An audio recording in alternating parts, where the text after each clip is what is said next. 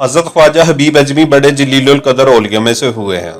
ترکیت میں آپ حضرت خواجہ حسن البصری کے خلیفہ تھے۔ ابتدا میں بہت دولت مند تھے لیکن سود خور تھے۔ ہر روز سود کا تقاضا کرنے جاتے، جب تک وصول نہ کرتے مقروض کو نہ چھوڑتے۔ ایک روز کسی مقروض کے گھر گئے لیکن وہ گھر پر موجود نہ تھا۔ اس کی بیوی نے کہا کہ اس کے پاس قرض ادا کرنے کے لیے رقم موجود نہیں ہے، البتہ بکری ذبح کی تھی، اس کی گردن موجود ہے جو ہم نے گھر میں پکانی ہے، لیکن آپ اس عورت سے بکری کا گوشت زبردستی لے آئے اور گھر پہنچ کر بیوی سے کہا کہ یہ سود میں ملی ہے، اسے پکا لو۔ بیوی نے کہا کہ آٹا اور لکڑی بھی ختم ہے، اس کا بھی بندوبست کر دو۔ آپ دوسرے قرض داروں کے پاس گئے اور یہ چیزیں بھی سود میں لے آئے۔ جب کھانا تیار ہو گیا تو کسی سوالی نے آواز دی کہ بھوکا ہوں، کچھ کھانے کو دو۔ آپ نے اندر ہی سے اس ساحل کو جھڑک دیا تو ساحل چلا گیا۔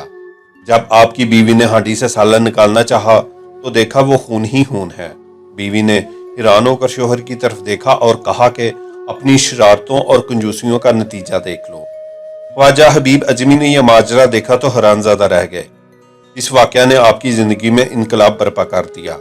اسی وقت سابقہ بے روی سے توبہ کی۔ ایک روز باہر نکلے تو راستے میں بچے کھیل رہے تھے۔ انہوں نے خواجہ صاحب کو دیکھ کر چلانا شروع کر دیا۔ ہٹ جاؤ حبیب، سود خور آ رہا ہے، ہم پر اس کی گرد بھی پڑ گئی تو ہم بھی اس جیسے ہو جائیں گے۔ یہ سنا تو تڑپ اٹھے، ندامت سے سر جھکا لیا اور کہنے لگے، اے رب، بچوں تک تو نے میرا حال ظاہر فرما دیا۔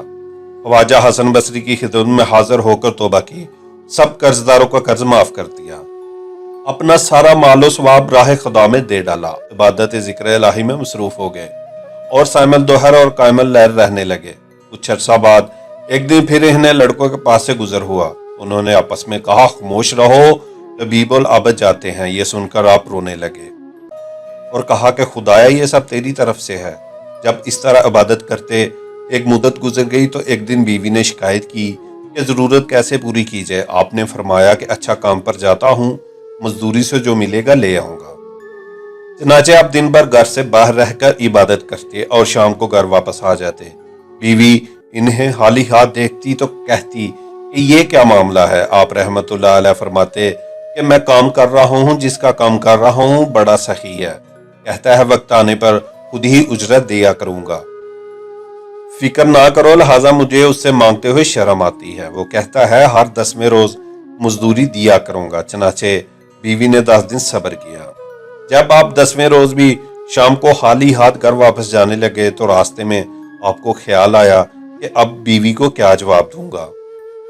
اسی خیال میں گھر پہنچے تو عجیب ماجرا دیکھا، عمدہ کھانے تیار رکھے ہیں۔ بیوی آپ رحمت اللہ علیہ کو دیکھتے ہی بول اٹھی کہ یہ کس نیک بخت کا کام کر رہے ہو جس نے دیر رات کی اجرت اس قسم کی بھیجی اور 3000 درہم نقد بھی بھیجے ہیں، اور یہ بھی کہلا بھیجا ہے کہ کام زیادہ محنت سے کرو گے تو اجرت زیادہ دوں گا۔ یہ دیکھ کر آپ کی آنکھیں اشکبار ہو گئی۔ خیال گزرا کہ خدائے پاک نے ایک گناہ گار بندے کی 10 روز کی عبادت کا یہ صلہ دیا، اگر زیادہ حضور قلب سے عبادت کروں گا تو نہ جانے کیا کچھ دے گا۔ یہ خیال آتے ہی خلائق دنیا سے بالکل الگ ہو گئے اور ایسی عبادتیں اور ریاستیں کی کہ اسرار اللہ بے نقاب ہو گئے۔ عنایت الہی کا نزول شروع ہو گیا اور آپ کو مستجاب الدعوات کا درجہ مل گیا۔ حاصل حقیقت یہ ہے کہ حق تعالیٰ کسی کی محنت کو رائے گا نہیں جانے دیتے۔ بے شک جو جتنی محنت کرے گا اسی قدر وہ صلہ پائے گا۔ اس واقعہ سے ہمیں یہ سبق ملتا ہے کہ ہم اپنے گناہوں سے سچی توبہ کر کے واپس لوٹیں گے تو رب تعالیٰ ضرور ہمیں قبول فرمائیں گے۔ اس لیے مایوس نہیں ہونا چاہیے بلکہ سچی توبہ کر لینی چاہیے، اسی میں ہماری نجات ہے۔ رب تعالیٰ ہم سب کو عمل کرنے کی توفیق عطا فرمائے، آمین یا رب العالمین۔